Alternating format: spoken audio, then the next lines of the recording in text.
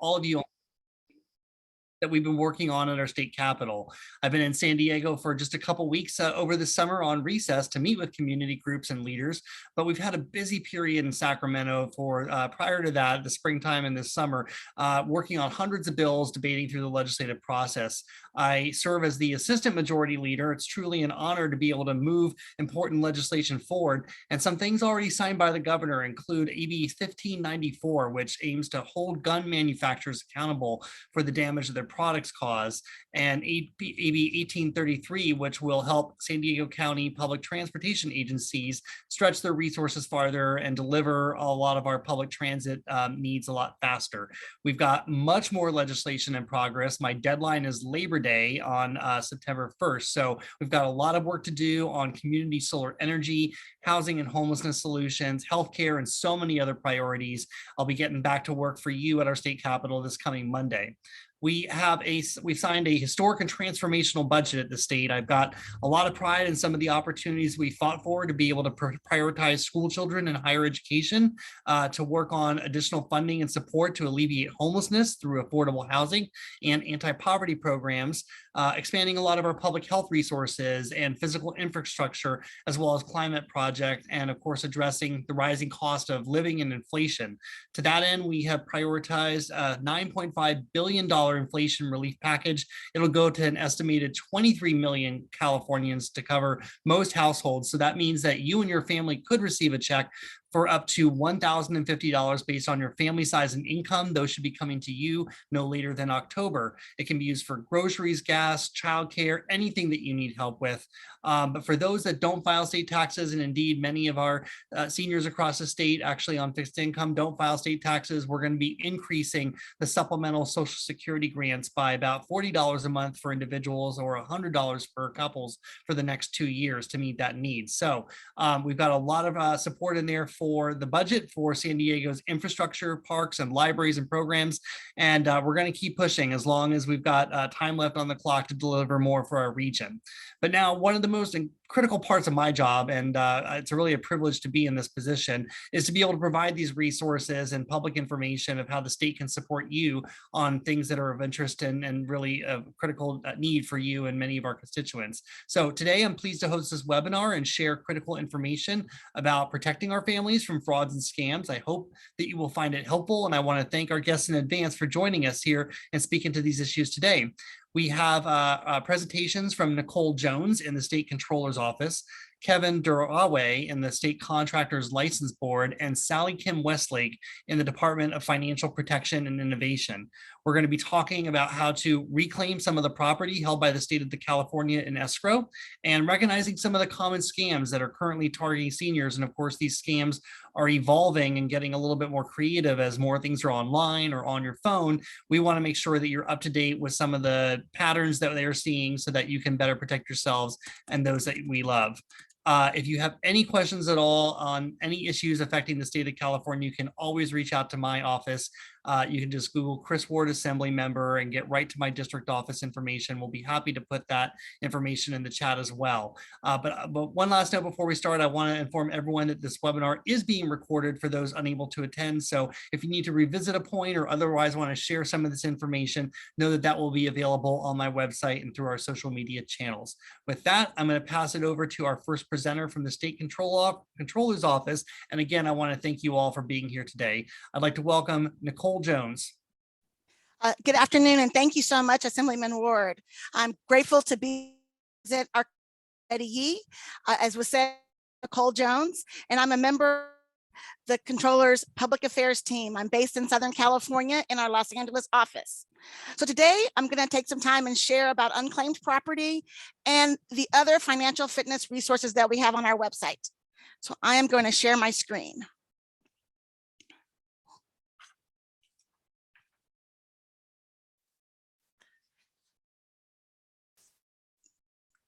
So let's begin with unclaimed property. And have you ever heard of unclaimed property?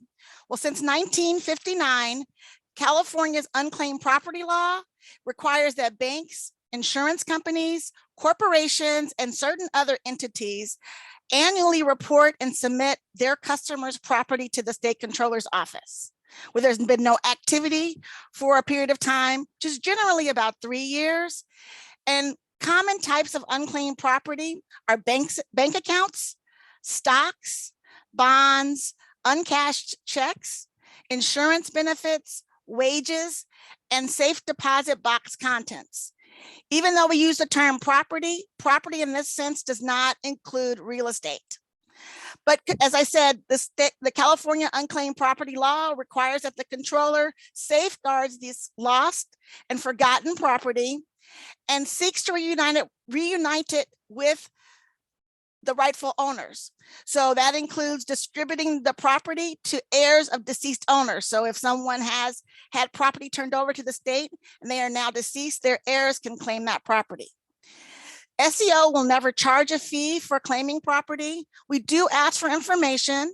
And so I know in the spirit of this being a scam stopper event, we will ask for some information, but know that there's never a fee for claiming that property.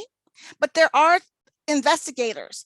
These are people also known as asset locators or heir finders that will submit claims on behalf of owners or their heirs for a fee. I'm going to share a quick video to walk you through the process so you kind of get a sense of what kind of information we will be requesting.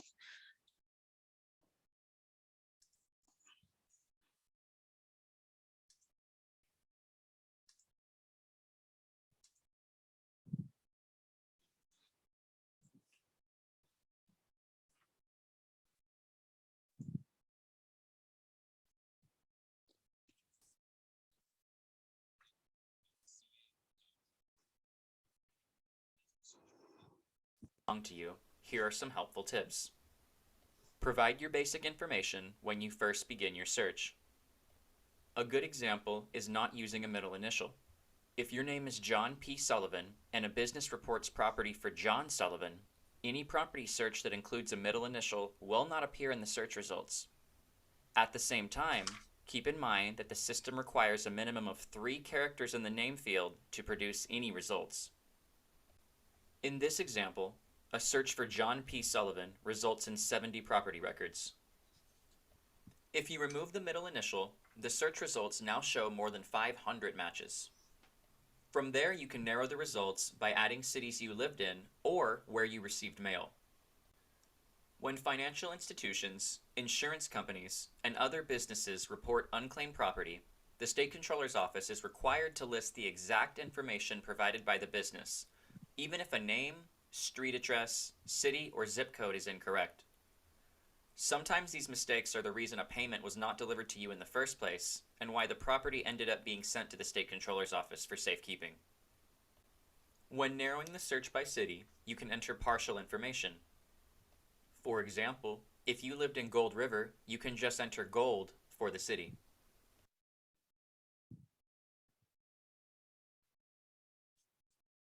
Also, try common misspellings of your name. You do not need to enter your full name, and you can extend your search to nicknames. For example, if your name is William and you go by Will, you can just enter the letters W-I-L-L in the name field.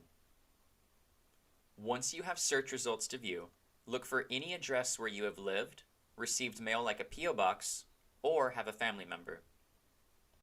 Once you have found an item that belongs to you, you will see an Add button before the property ID number.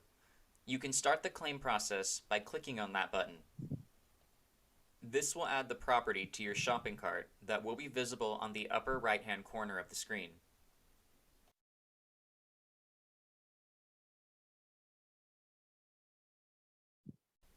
Click on the Claim Properties in My Cart button to navigate to the Claims Cart page. Once you are on the Claims Cart page, you can perform additional searches by clicking on the Continue Search button. You may even be eligible to use eClaim, which is the fastest way to claim your property. However, not all properties can be claimed online. In some cases, you may need to print the claim form and mail it to the State Controller's Office with additional documentation. Be sure to thoroughly read the instructions. If you would like more information about a listing you find on our website, write down the property ID number and provide that to our team when you call the State Controller's Office at 992-4647. Our call center is open 8 a.m. to 5 p.m. Pacific Standard Time, Monday through Friday, except state holidays. Finally, if you locate an item but do not wish to immediately submit a claim, there is nothing to worry about. There is no time limit to submit your claim, and the property will be held indefinitely for you or your heirs. The California State Controller's team is committed to helping rightful owners find and receive their property. Thank you for checking in with us. So that gives you an overview of what the screens look like. And that is a public facing website. So know that you can search it. You're not putting any information such as your social security number on the website. You're searching by your name, you're searching by your city. But if you have to submit the claim, you will be providing some of that personal information, like your social security number, or if you're claiming as an heir, you may have to submit the death certificate. But I just want to share that with you because that is a legitimate request, and you do need to make sure, we need to make sure that we are reuniting the property with the rightful owner. So I want to encourage you, if you have any questions or if you think you have property, to definitely visit us on our website, which is claimit.ca.gov. That's a shortcut. And you can also call that number 800-992-4647, and we will be able to assist you with the unclaimed property. Also, the claimit.ca.gov will go to our sco.ca.gov website. That's just a shortcut to make it a little easier for individuals to get to the unclaimed property search database. But you can also access it through our main homepage. So just keep that in mind that every year, millions of dollars get reported to the state. So if you've checked before and had unclaimed property, I encourage you to check again, because every year, the law, those that have property that need to report it to the state must do so on an annual basis. And again, generally it means an activity has not happened in 3 years on a bank account, on various types of things like a utility overpayment. Sometimes those get transferred to the state controller's office if they haven't been able to contact you to give you back your property. In addition, I wanted to show on this page, we have a site, a page on our site, the Financial Fitness and Consumer Protection site. And there we have additional resources. From the home page, you can click on the tile for this information, and you can maybe see it's a little tiny. We have different sections that provide information on avoiding frauds and scams, preparing for retirement, insurance needs, and other items. So I would encourage you to visit our website for that information. And finally, I don't have a slide to show today, but the State Controller's Office also oversees the Property Tax Postponement Program, which allows eligible homeowners, seniors and disabled homeowners specifically, to postpone payment of their current year property taxes.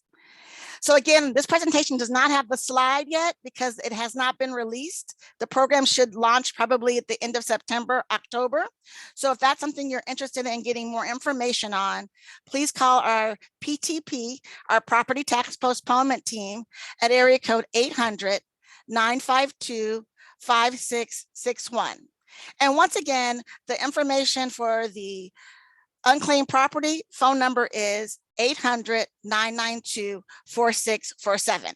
I thank you for your attention, and we hope to be of assistance if you need any. Thank you. Thank you, Nicole. That was a lot of great information there. I wrote it down myself, claimit.ca.gov. When I'm done with this meeting, I'm gonna log on and check it myself. So we got already 31 people attending today. I just want to make a quick mention. If you have a question for one of us, one of the panelists, feel free to type it right in the chat and we'll be able to address it at the end of our presentations. My name is Kevin Durway. I'm with Contractor State License Board. Thank you for joining us this afternoon. I'm going to share my screen.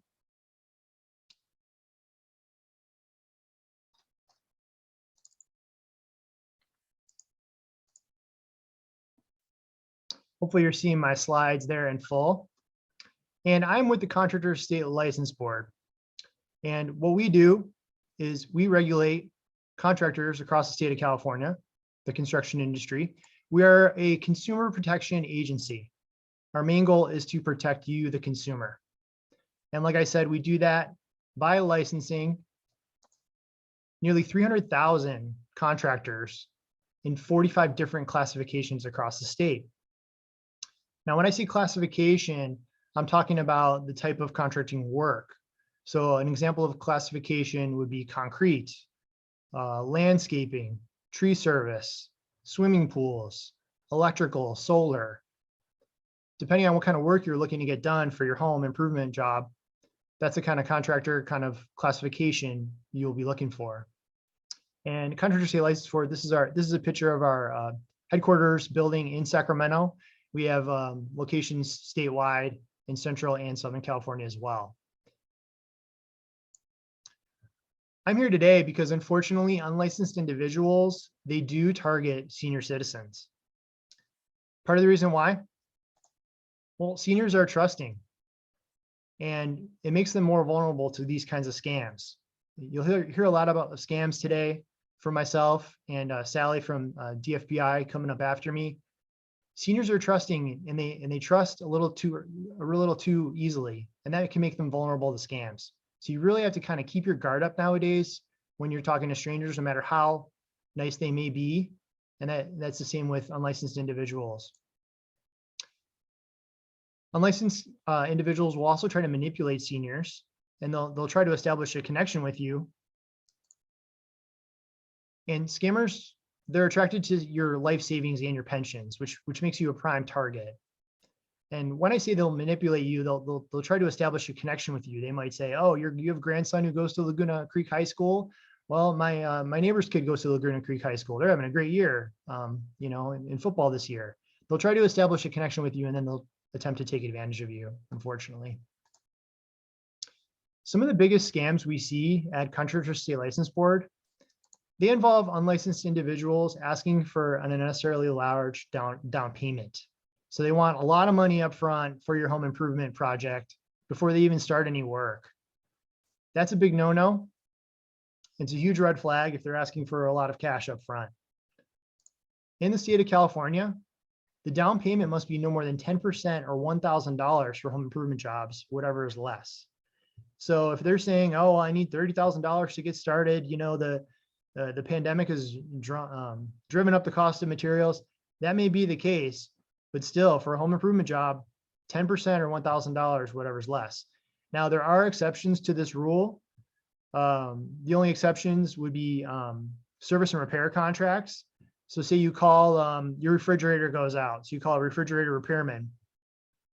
That limit is $750. And if they want to do anything past the repair work, like try to sell you a brand new refrigerator, they need to have a home improvement salesperson come and negotiate that contract, or a licensed contractor negotiate that contract. Some of the common scams we see at Contractor State License Board, they involve door-to-door sales and pressure and scare tactics. So this may be, you get a knock on your door and they say to you, "Hey, today's your lucky day. We're in the neighborhood. We've been working with helping your neighbor down the street put in a brand new sod, brand new lawn today. We have extra lawn materials on the truck right now, and we can give you a great deal. You give us $1,000 cash right now, we'll redo your lawn and put in fresh grass for you and get rid of all these weeds, all this dead lawn for you." Here's the problem. You don't know if these individuals are licensed. You don't know if they're qualified to do the work. Therefore, you also don't know if they're not going to just take your money and run. Or they may take your money, throw some of that sod or whatever it is on their truck on your lawn, and take off before the job is done properly or done to your satisfaction. You really have to use caution when you're answering the door. Another example, you may get a knock on the door from someone offering a free home inspection. It sounds like a great deal. You haven't had your home looked at for a while. You've lived in it a long time. So you allow them to come inside. Well, all of a sudden, they start to notice problems throughout your house. They might notice a crack in the wall or a leaky faucet and start to claim that you need all these repairs done. Most likely they're not licensed to do these repairs, and they're going to try to manipulate you and take cash up front to make these repairs happen. So you really want to be cautious when you're opening your door. Usually what I advise seniors and other groups is if you're getting a knock on the door, someone you didn't call, just say hello, but through your screen door, or look through your people and see where they are. Crack your door just a tad. Don't let them inside your home. Tell them to leave their information on your doorstep, and you'll look it over later. Later, you can look it over and make sure they're licensed. You can make sure they have a license number on their materials. So that would be my advice to you. Don't open the door to strangers and let them in your home. Other common scams include verbal agreements. So we always want to get everything in writing, okay, when we're working with contractors. Part of the reason why is the prices of materials, they can change a lot during the job. And if you handshake deal on one cost, next week they could say, oh, well, the prices have gone up. I need to start charging you more for that. So you want to get everything in writing. Yes, the prices of materials will change, especially during a pandemic. They change all the time, but those changes need to be made in writing and indicated as change orders on your contract, okay? And also, we also want to remind you, never pay in cash, never pay any kind of contractors in cash. We prefer you to pay with a written check, and even better, have one of those carbon copy sheets on your checkbook, so you have a copy of that check, okay? You want to save a copy of that check in a project folder, so you have record. You can confirm, I paid you this much money on this date. I made out this check, okay? So what can you do if you've been scammed? Well, if you've been scammed by an unlicensed individual, call CSLB right away, 1-800-321-CSLB or 2752, okay? We can assist you with complaint forms. We can send you a complaint form. We can advise you on what to do. You can also go to our website, cslb.ca.gov, and you're going to want to click File a Complaint button. I'm going to show you what that looks like. So here's an example of our homepage, okay, on cslb.ca.gov. You're going to go down to that logo right there. See it? It's like a wrench and a screwdriver. You want to click on that to file a complaint. I'll show you one more time. So this is the homepage. You're going to want to go down there to start the complaint process, okay? So besides that, we also want you to know that seniors have 4 years from the date of construction to file a complaint with CSLB. That gives you added protection. So if you had some work done last summer, you're not happy with the way it turned out, you're still not happy with it, you paid for it, contact CSLB and file a complaint. You should also know that seniors, and when I say seniors, I'm talking about ages 65 and up in the state of California, you have 5 days now, 5-day right to cancel a contract, okay? So that protects you from those high pressure tactics that I mentioned a little earlier. So if you feel like you're a victim and you're having regrets about signing that contract, know you have 5 days to cancel that contract. Cancel it over the phone, cancel it in writing via email, cancel it with a certified letter, cancel it as many ways as you can to protect yourself later on. So why should you use a licensed contractor? Well, CSLB licensed contractors pass trade and law exams, and they also have to pass background checks. That's important as well. So you get that added protection. Licensed contractors are required to hold $15,000 bonds, which is more added protection for you, the consumer, when you hire a licensed contractor. Licensed contractors are also required to hold workers' compensation insurance if they have employees, okay? This covers worker injuries. So say you hire a contractor and they claim they don't have any employees, okay? You hire them to put in a fence. They're working on your fence. You notice it's a crew of guys and they don't have workers' compensation insurance. One of them drops a plank on their leg and sustains a leg injury. Well, because this contractor doesn't have workers' compensation insurance, you may be held liable for that worker's injuries and their medical bills. So you always want to make sure if you're hiring a licensed contractor, also make sure they're holding workers' compensation insurance. Roof contractors have to have workers' compensation insurance no matter what. So why else should you use a licensed contractor? Well, as I mentioned, you get a greater consumer protection.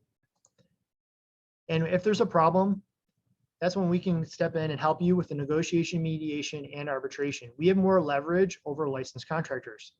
We can help step in and hopefully get you your money back faster if you work with a licensed contractor.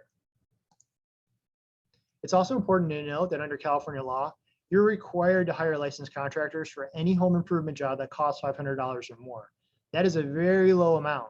So 9 times out of 10, you're going to be wanting to use a licensed contractor, okay? So I'm telling you all these things, great things about licensed contractors. You say, Kevin, I am having problems finding a licensed contractor. So how do you do it? It's okay to talk to your friends and family and neighbors, get recommendations from them. If they had work done across the street, that's fine. Get the information from them. What I want you to look for is look for a license number. And then I want you to check the license on our website, cslb.ca.gov, okay? So here's the homepage, cslb.ca.gov, right? You're gonna go down to this button, license check, okay? And that license number that you received, hopefully it's on their bill of sale, on their business card, on their advertisement, on their website, on their truck. That license number, you're going to be able to type it in at this next page that comes up, okay? You type in their contractor license number and you're going to get access to all this information. Say you don't have their license number, you just have their business name. You can also type in their business name by clicking on that button there.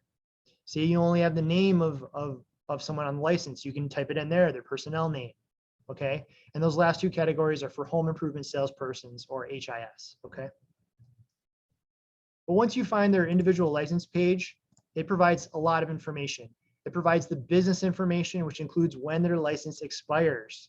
It also includes their business address and phone number. It includes their license status.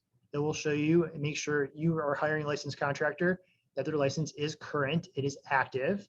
It will also show you if this contractor has any disclosed complaints on there. Now, we can't just go and post every single complaint filed against every single contractor. Every single complaint needs to be investigated, okay? And it needs to be solved through our intake and mediation teams. If there are complaints that are so bad they need to be disclosed to the public, they will be disclosed there on the website. And there's a whole law involving which complaints get disclosed to the public. You can read more about that on our website. The individual license page will also include the classifications, the type of work that this contractor is licensed to do. So you don't want to be hiring a landscaping contractor who is not licensed to do any concrete work and they're doing concrete work for you, okay?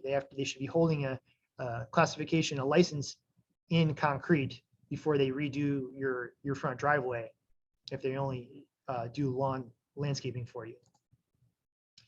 This will also include bonding information, this contractor page. And it will also include the all-important workers' compensation insurance information that I talked about, why it's important to make sure they have workers' compensation insurance. So how else can you find a contractor? Well, you can go to the website and head down to this handy button, find my licensed contractor, okay? You click on that button and this window page will come up next. You simply type in your city or zip code, choose from that drop-down menu what type of contractor you're looking for, and you'll be able to pull it up, a nice printable list of licensed contractors who are willing to do the job in your area, okay? You can also download this list. It's extremely handy. I've used it myself.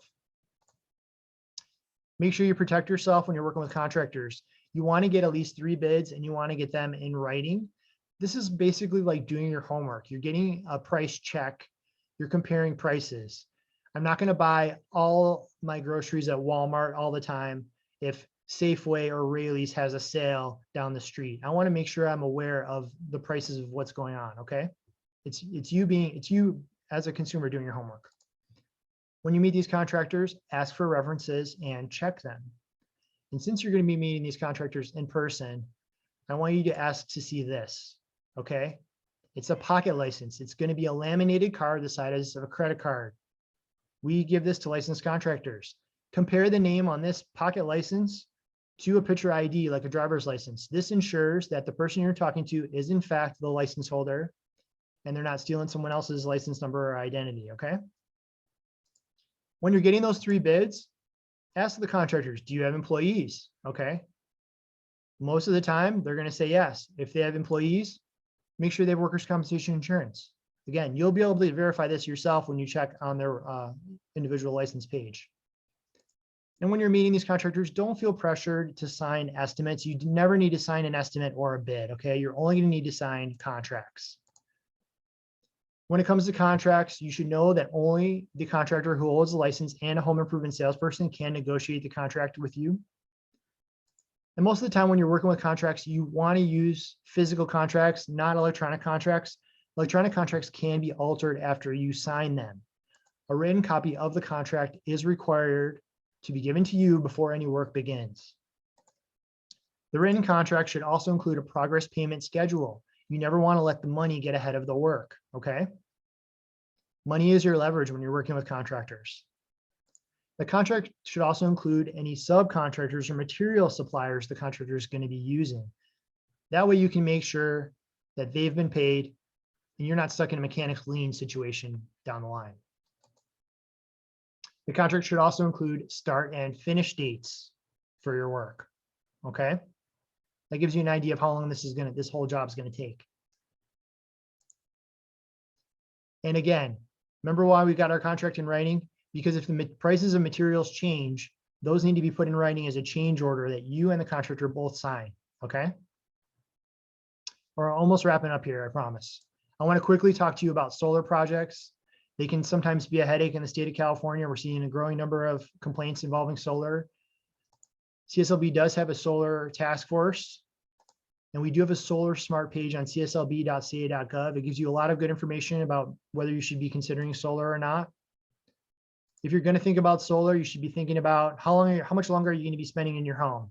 Are you going to be spending another 5 years? You want to be spending at least another 5 years in your home before even considering solar. You want to look at the direction your roof is facing, whether it's covered by trees. Do you get enough direct sun for solar to really benefit you? You also want to do the math with solar. You want to find out your current energy bills. How much is this solar system going to save you? And compare it per month on your monthly statements, how much the solar system is going to cost you, okay? When are you going to finally start saving money by installing this solar system, okay? Some reminders when dealing with solar contractors: solar is not free. No matter what contractors promise you, solar is not free. You want to use very specific considerations and be aware of financing programs like PACE, HERO, Chief, or Real loans. My colleague Sally from DFPI will be talking about this a little later. You want to be careful because these loans often carry high interest rates and they can be tied to your property taxes, which will make it more difficult for you to refinance or sell your home. Again, protect yourself when you're working with solar contractors and any contractor. Make sure you have your control over your payments. Get everything in writing in a contract. When you're working with solar, they're required to provide you a financing estimate and disclosure document. It should be a one-page sheet that completely lays out the cost of the solar system that they're installing on the roof of your home. And with any contract, read the contract carefully before you sign it. Sit with a friend and family member, look it over before you sign any contract, okay? So quickly to recap, please make sure you're hiring licensed contractors using the Find My Licensed Contractor tool on cslb.ca.gov, okay? Check the license. You can check the license online, performing an instant license check on cslb.ca.gov. You can also call us 1-800-321-CSLB or 2752 to get all this information. Again, to check the license, it's easy peasy. You just click on that big license check on cslb.ca.gov. You'll get this window where you can type in the license number and get all the information on the contractor. All right. Please remember, the down payment you hand over to a contractor, no more than 10% or $1,000, whatever's less. Don't let your money get ahead of the work, okay? Money is your leverage when you're working with contractors. That's why you have a progress payment schedule in your contract. That's why we're limiting the down payment. We're being smart consumers here, okay? You need to contact Contractor State License Board, 1-800-321-CSLB-2752. You can also email us social@cslb.ca.gov. Thank you so much for your time. I'm going to stop sharing my screen here. And I'm going to hand things over to my friend, Sally Westlake at DFPI. Sally, thank you so much. Thank you, Kevin. That was awesome. And I always like when he says, don't let your money get ahead of the work, right? Can everyone see my screen okay? Sharing my slides here. So thank you. Good. Excuse me? Yes. Looks good to me, Sally. Thank you. So thank you, Assemblymember Ward and Contractor State License Board for the opportunity to be here today. Again, my name is Sally Westlake, and I am the Outreach Specialist for the Department of Financial Protection and Innovation, or DFPI for short. Today, I'm going to share with you all about who we are, what we do, and how we can help. And more importantly, tell you about some of the financial scams out there so that you can protect yourself from fraud and scams and not become the next victim. So stop, look, and think. Does that sound easy enough? Well, this is my mantra. And if you remember anything from my presentation today, remember that the lady on Zoom said, stop, look, and think before you click or tap on any link or attachment. Again, today's objective is to learn how not to become a victim of fraud and scams, because the more you know, the more you're able to protect yourself from financial fraud. And I'll be available with the panel afterwards to answer any questions. So, Department of Financial Protection Innovation, or DFPI, also known to be Department of Business Oversight. What we do, we protect consumers and foster trust by regulating companies and individuals offering financial products and services. As a state regulator, we license and regulate California chartered banks, credit unions, money transmitters like Venmo, PayPal, Western Union, payday lenders, debt collectors, rent-to-own contracts, credit reporting agencies, and many, many more. So a full list is available on our website. But basically, if they're providing financial products and services to Californians, we likely regulate them. So then what is our role? Well, we enforce the laws and regulation to the industries that we regulate. We conduct audits to ensure state and federal compliance, investigate consumer complaints of financial abuse and fraud, and pursue legal actions against those operating illegally or are using unlawful, deceptive, or abusive business practices. We foster innovation by encouraging the development of responsible financial tools that help all Californians thrive. Our goal of the outreach team is to increase awareness, so to protect consumers from these predatory businesses that are engaging in deceptive practices, to help protect consumers, again, from falling prey to frauds and scams. How do we promote consumer awareness? First, we provide presentations and trainings in partnership with community-based organizations and legislative offices. Our topics can include a variety of financial topics, including fraud prevention, financial empowerment, and many more. Our team's focus is to inform the most vulnerable in our communities avoid scams and make choices that set them up for financial success. We also provide educational publications. It's available on our website, but we can also send you a hard copy for free if you prefer. And this is just one of our publications, Protect Yourself from Fraud. This booklet is designed to encourage Californians to check before you invest and provides information needed to stop financial investment fraud before it happens.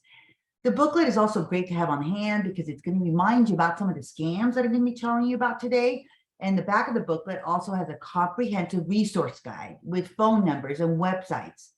Studies have shown that an informed and educated consumer is less likely to fall victim to financial frauds and scams. So there's so many scenarios created to scam and defraud our consumers with the sole purpose of gaining access to your personal information and then ultimately your money. So you have to know that one of the reasons these scammers and fraudsters keep calling, texting, and more is because there are people out there that are still falling for these scams. Now, I've got a long list here of scams, but this isn't a complete list. But today I'm going to just talk to you about some of the latest trending scams so that you don't become the next victim. Phishing, smishing, vishing. They're all methods of identity fraud that differ in how these scammers contact you, whether it's by email, text, or phone, but basically it's to steal your personal details or your financial account information. So phishing, they contact you via email. Vishing is through the phone, robocall, or leaving voicemail messages. Smishing is contacting you via SMS or text messaging. Again, all of these methods have one thing in common. They create a sense of urgency and tries to get you to act or take action with a single goal in mind, and that is stealing your money. So let's take a look at one of the most popular scams out there, the romance sweetheart scams. Now, we all want to be in love, right? But the most recent report by the FBI said romance scams are on the rise. And last year, over 3,000 Californians fell victim to online romance scams, losing a total of nearly $184 million. The most vulnerable to fall victim to romance scams are people over the age of 60. These scams take place mostly on dating apps, social media, or through other websites involving scammers forming fake romantic relationships with victims in order to manipulate them and take their money. Often these money payments take place in the form of cryptocurrency or gift cards. So what can you do to protect yourself? Be careful what you post and make public online. Verify the person's photo and see if it's been used elsewhere. Try a Google search with that name. You can do a name search and even an image search and see what comes up. Ask a lot of questions. Beware if the individual seems too perfect and quickly asks to communicate with you more directly or asks to meet up with you in person, but they always come up with an excuse about why they can't meet in that last minute. Now, beware if the individual attempts to remove you from your friends and family. Beware if the individual requests inappropriate photos or financial information. And as a general rule to avoid scams of any kind, never send money to anyone you've only communicated with online or by phone. So text with links. Anyone else get these? So smishing is a kind of fraud similar to phishing again, but except that it comes in the form of a text message. A smishing text will often contain a fraudulent link that takes the victim to a different form where they can steal their information. The link may also include and have you download malware such as viruses, ransomware, spyware, or adware onto your device. So these smishing text messages may appear to be urgent requests sent from a bank, okay, or a parcel delivery service, for example. They may claim that there's a large withdrawal from your bank account or that you need to track a missing package. Again, it's easy to fall for the scam if you think you have to take quick action to solve an urgent problem. Again, never click on links from someone you don't know. Go directly to the real website for the organization the communication says it's coming from and call them.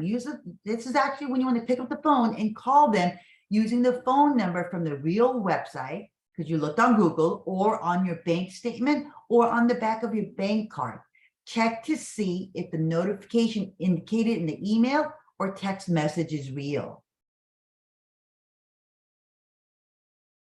So how about this is an example of a phishing scam. So let's take a look at this email. Let's start at the top. It says it's from Bank of America, and you look at the actual email address. It's from a Comcast email address. Real businesses and organizations use email addresses with their business name. It doesn't come from Comcast, Gmail, Google, any other companies like that. Now look at who the email is going out to. Okay, it should be addressed specifically to you and not to undisclosed recipients. This looks like an email blast, right? That's going out to anyone who wants to open up this email, right? From an email list that these scammers bought. Then you want to look at the grammar and typos in an email. Member should be capitalized, but should also be addressed to you. It should have your name in it. And then you want to hover over the link here and you will see the real website address this is going to take you to, and it's definitely not B of A. Looking at it here, it says http bit.do/GHSD. Does that really look like it's going to be of A? Now, if you happen to click on this link, it's probably going to take you to a fake Bank of America account that looks pretty real. Okay, they're very good at duplicating websites, but then it's going to ask you to enter your account number, verify your account by entering your social security number, date of birth, and so on. And then at some point, it's going to say, hey, if you need additional assistance, please call us at this phone number. Okay, again, that's going to be a fake number because, again, it's on a fake website. So if you get any emails that gives you any slight hesitation, please trust your instincts and go to the source. Going to the source means calling the real Bank of America by finding the real website, doing a Google search for Bank of America, making sure that you click on the correct website, and then calling on the phone number that's on the bank of your on your bank statement or on the back of your bank card. So let's look at a couple of different other common scams that are going on out there, which is utility company fraud. So this usually involves a phone call. Someone from the gas company or Southern California Edison or PG&E might call and say, hello, Mrs. Garcia, this is a courtesy call that your electricity payment is delinquent. And if a payment is not made today before 5 p.m., your electricity is going to be cut off and there's going to be a $100 reconnection fee. And they say, okay, you can go ahead and purchase gift cards and make the payment over the phone, or Western Union them the money. Stop, look, and think. Are you late on your phone? Are you late on your bill? The utility companies do not have time or the manpower to call all of their delinquent customers. They're actually going to mail you a letter that on the envelope says late notice, but they're not going to be calling you. So if anyone calls and asks you to send them money via Western Union, buy gift cards, that's definitely a scam. And you do not call them back at the phone number that they're asking you to call them back at. What you want to do is say, if they call you and you answer that phone call, you're going to hang up and say, let me call you back. And then you're going to actually go to the source, look up the phone number for California Edison, and call the right number back and say, hey, did you call me? Am I late on my bill? Is there an issue? So that you know who is on the other end of that phone call. Let's see, what else we got? Remember that Social Security Administration, DMV, these government agencies are not going to be calling you. But if you ever have doubt, if it concerns you, you get a call that's concerning to you, you're going to hang up and again, look for the correct phone number and go back to the source. Another problem right now that we're having is bogus and copycat sites. When you shop online, please make sure that the website you go to is the correct, legitimate site. So how do you check? Make sure you look at the address and it has a lock. And the address that you're looking at does really say Amazon.com and not Amazon.con, C-O-N, for example, because these scammers have created fake websites that says Amazon.com. And if you're on there and you don't realize that you're on a fake website, you can be shopping, and then at the end, you're checking out and you're going to be entering your social security. You can be entering your credit card number, right? Your address, all the information that these scammers can take from you, steal from you, and take your money. Again, these scammers are so good that they can duplicate websites, bank statements, okay? That makes it look so real. So it's really up to you to do your due diligence, make sure you know exactly what website you're on and how to protect yourself. Let's look at some cybersecurity issues. So during the stay-at-home orders, what did a lot of us have to do? We had to shop online, even for groceries. And we now use more and more digital methods to shop. Remember when stores wouldn't even take cash during the pandemic? Okay, because they were out of change. And that was just a little over a year ago. So some cyber safety tools. What can we do to protect ourselves from becoming a victim? Now remember, financial institutions spend millions of dollars on cybersecurity, and they have one of the most secured networks, and still companies get hacked. So knowing this, we have to do our share to protect our accounts and our money. First thing we want to do, we want to safeguard our PIN number. Do not use the same PIN number for all your accounts or apps. Think about a cell phone. If you lost your cell phone today, what can they steal from you? Okay, do you have a Venmo app, Zelle app, your mobile banking app, or credit card number stored on your phone, like in like your wallet, let's say Apple Pay, Google Pay, and etc. So that if you happen to only use one PIN number for these apps, they could actually, once they get hold of that PIN number, they can access and steal your money in minutes. If you lose your phone, you're going to want to remotely reset your phone to factory settings immediately. That's going to help erase any financial information from the phone. And if you don't know how to do this, okay, you need to go visit your local phone store and learn how to do this. If you use a debit card when shopping in person, use the credit card option. Bypass the PIN number entry by hitting the green button or the enter button on the keypad. So let the charge go through as a credit card charge and not a debit card. Again, just another layer of protection, because if there's a skimmer on that keypad, at least if they get your account number, your bank number, they're not going to get your PIN number, right? Because with your account number and PIN number, they can actually completely drain your bank account within minutes. Secured networks. Always check to make sure the address at the top has a S after the HTTP, which indicates it's a secured site, and then make sure you see that the lock is closed. So we're looking for a closed lock here with the HTTPS there. So if you happen to have to use free Wi-Fi, like at Starbucks, make sure to come off the Wi-Fi and close all your browsers. Do not do any banking or shopping where you're entering your financial information while you're on the free Wi-Fi. If you absolutely have to, make sure to use the free Wi-Fi, make sure to log off, sign off, and not just use the X in the corner of the page, because that's going to leave the web browser history still open. Another thing you want to look at is your two-step verification or multi-factor authentication. So after I enter my password, now most accounts, ask me to wait for a text with a code sent to my email or phone before I can actually log in. And that again is for my safety. Yeah, it takes a few more minutes, but it's actually for my protection. 2 steps. So if you have the option to set up or sign up for 2-step or multi-step verification, please do so. Again, another layer of protection.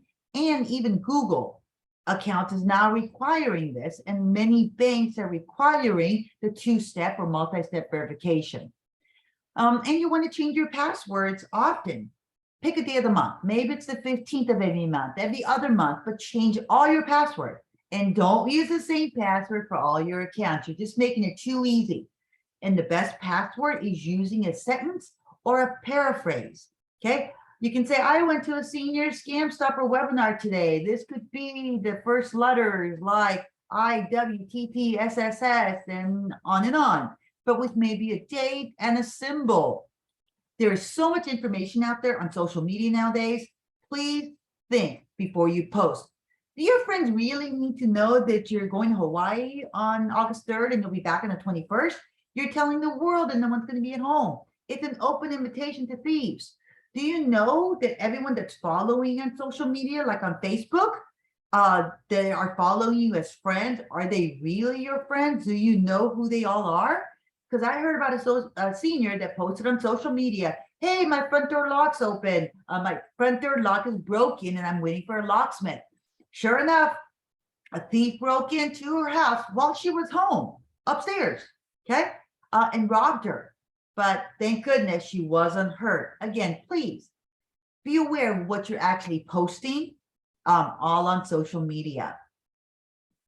So now here are 3 most recognizable credit bureaus. Okay, and remember now, we regulate them. So when was the last time you looked at your credit report? Each credit reporting agency will give you one free credit report per year. So you can actually be really smart and you want to stay on top of this. You can get a free credit report from each agency once every 4 months by rotating each agency at a time. So the reason I ask, when's the last time you checked your credit? Okay, it's going to tell you what the other financial institutions have on you. And that's a way for you to figure out, hey, have you been hacked anywhere? Has any of your accounts, has somebody opening up accounts in your name? Has your identity been stolen, right? And especially if you want to go ahead and check your credit history, see where you're at. But as senior citizens, as older adults, if you're done establishing credit, you are not going to get or apply for new credit, go ahead and freeze your credit. If you're not going to be opening accounts, if you're not going to be buying a new car, if you're not going to be buying a house, go ahead and freeze your credit. And you can do this by contacting each of the credit bureaus. But again, if you want to get a free credit report, you can go ahead and go to www.annualcreditreport.com. If you Google free credit report, okay, you're going to get so many other businesses, website information that says free credit report, all this. But when you actually go on their website, they're going to charge you to get a free credit report. The only place that's legitimate that you can get a free credit report is from annualcreditreport.com. So I've given you a lot of information today, but what's the bottom line? Trust your instincts. If it seems to get too good to be true, it probably is. Never give out your personal information unless you initiated the contact, and always go to the source yourself. So visit our website for more information about all the financial institutions and professionals we regulate, and to check the status of a license at dfpi.ca.gov, or call us on our toll-free number at 866-275-2677 to speak to one of our experts at our call center. I'm going to go ahead and end my presentation here and turn it over to Kevin. Thank you, Sally. I always sit with a pen and a pad when Sally presents to jot down notes for what I need to do after the presentation, because she doles out so many handy tips. So questions and answers. If you have any questions, please put them in the chat. I already did receive some Q&A during the presentation. Chuck asked, are principal contractors responsible for their subcontractors? Yes, the contractor who you go into the contract with, the prime contractor they're called, they are responsible for their subs that they hire. However, you also want to make sure that those subs are licensed. So that's why you want to know who those subcontractors are and have their license numbers to make sure they are in fact licensed. And you also want to have their information to ensure that they've been paid. The only other questions I see so far are for contractor state license board. Lewis wrote he's working with the security screen door company, that they're licensed, but they required a 50% deposit. So Lewis, like I mentioned to you in chat, it is California law, 10% or $1,000, whatever's less for any home improvement job. So you may want to make sure that they are aware of that law. That is a law, not a policy, a law, California contractor law. And I gave him the law information there. If you want to look up the business and professions code of the law book, we also have the entire law book on our website for free to read if you ever want to do some light reading, guys. It's all there. And are there any other questions? I don't see any other questions right now. If you have any other questions, now's the time to put it into chat and Q&A. Nicole, do you have any final thoughts, or you want to just again remind everyone your contact information? Sure. I just want to always make that reminder, being cognizant of scams and frauds. If you're asked for that information from the state controller's office, that is totally legitimate, as well as error finders and asset locators. But we saw the steps. You can do it yourself. You might have remember what I said about you might be able to claim electronically. If you are not able to, that means you have to print the paper out and send all the supplemental documents. If you have trouble with printing that out, call the 800 number. The Unclaimed Property Division can assist you with that. The number again is area code 800-992-4647. Again, that's 800-992-4647. And the reminder is to check often because everyone's cycle is different. People annually have to submit the documents to the state controller's office, but it doesn't mean it always happens on December 31 or June 30 for the end of a year, a calendar year, or fiscal year. So double check and also share it with other family members. And again, there could be information from an heir. I know that that's kind of a morbid, maybe sad thought, but sometimes we don't know where people have put an account. That banking institution is no longer around. One of my favorite things, Kevin's doing this live. I would normally go around and ask everybody for their name, and we would, do a search, in real time to give people the opportunity to do it with someone. And there was one particular woman at a senior scam stopper that said, "No, I don't want to give you my information." She was older. Her mother had been deceased for a number of years. We used her mother's name. It was $5,000 there from a community bank that had been long gone for like 30 years. So I just want to encourage individuals to not feel afraid to go online. It's a public facing database, but you're not giving any of your information until you are actually making a claim. But if you don't feel comfortable, please give a call to the office at area code 800-992-4647.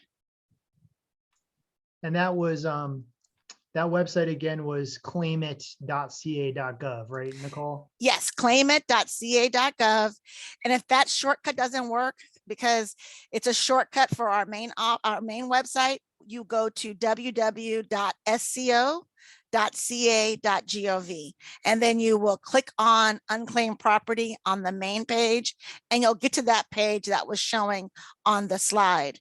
And you can also the video is there if you want to review the video, and there's other tips and assistance there. For those people that have done this before, we recently did upgrade the system. So you might remember the concept of a shopping cart. If you had more than one claim, previously you had to do each claim individually. And now you can put them in your shopping cart and do it all of your paperwork and submit for everything at one time, which I see Sally's head shaking. It makes it a lot easier.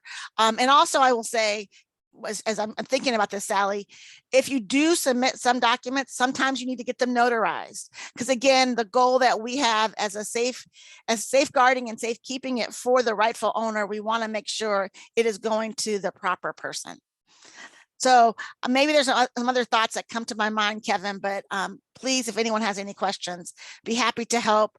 And now or later, you have a resource to give a call to. Robbie just put a question in chat.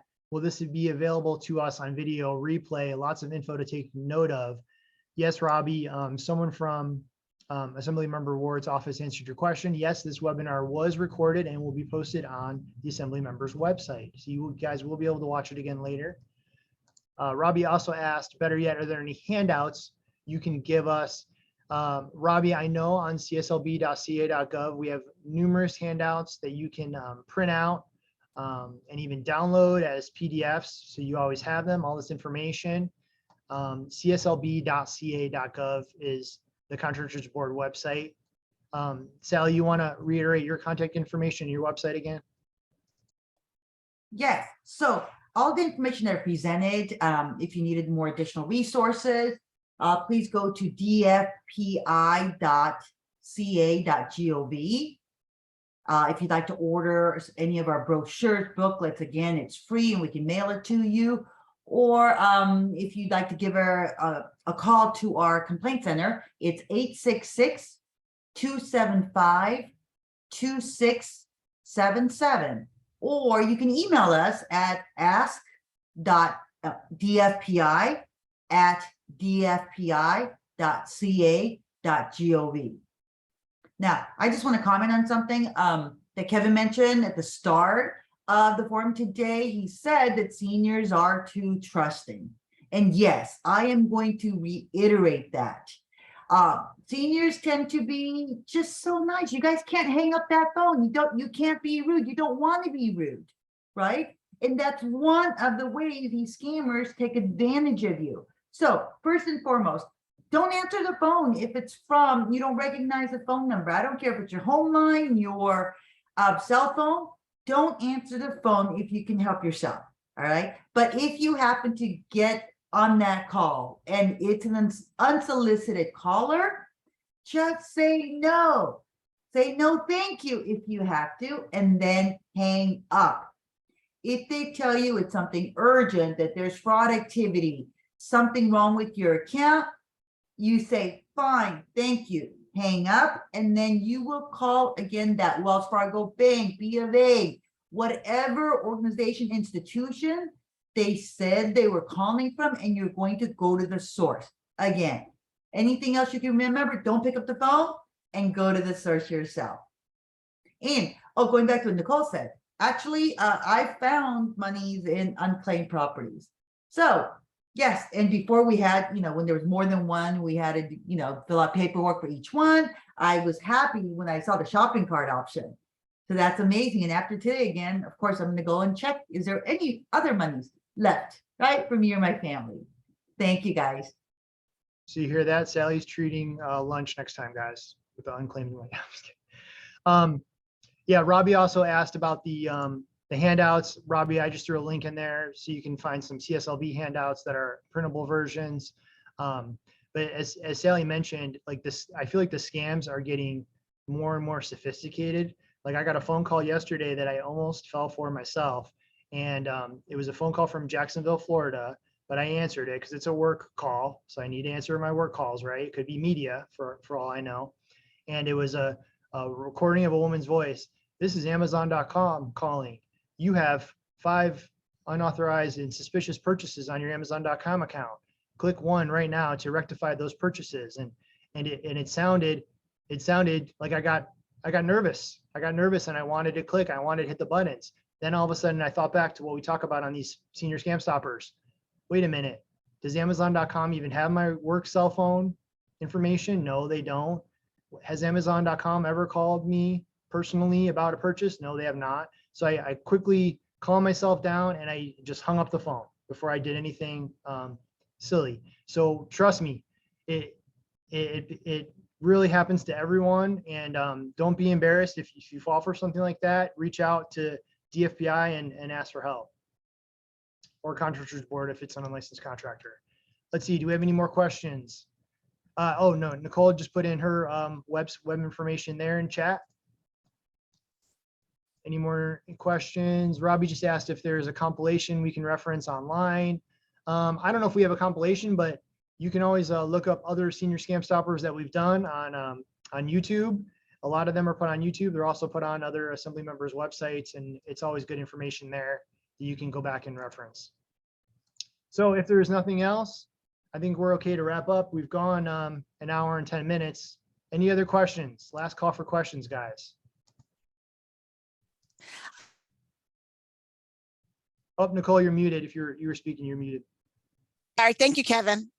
I'm going to put in the chat is the link for the property tax postponement program, because that might be of use for individuals. So again, please check back in a couple of months, but I just want people to be aware of that, because that is a program that was authorized by the legislature, but it is a finite amount of money every year. The eligibility requirements change, so you've got to look at that. But if that's something that's of interest and you qualify for, it's better to check into that sooner than later. Excellent, excellent. Thank you, Nicole. So last call for questions or comments. Nicole just put the information in there. You guys are all set. Thank you so much for your time today. I really appreciate it. On behalf of myself and Nicole from the Office of State Controller Betty Yee and Sally Westlake from DFPI, thank you so much. Thank you, Assembly Member Chris Ward. We really appreciate it. Thank you for tuning in today and hanging out with us. Please join us for the next one. Have a great afternoon. Thank you.